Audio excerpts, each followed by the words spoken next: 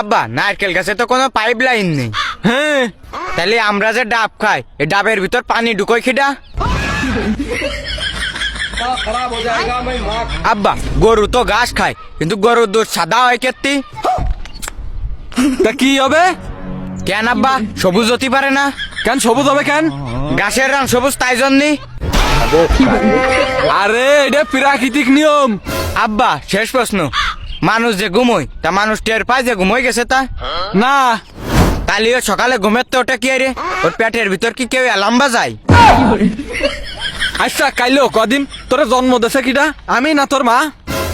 এইটাই তো পয়েন্ট আব্বা। আমি যদি তোমার চা ভালোই, তাহলে তোমার চা আমার মাথায় এক গাঁট বেশি বুদ্ধি কেন?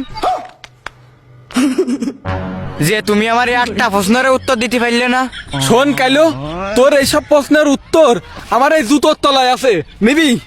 আব্বা জুতোর মায়ের খালি কি বুদ্ধি বাড়ে? তা একটু বাড়ে। এই জন্যই তো তোমার চা আমার মাথায় একটু বেশি বুদ্ধি।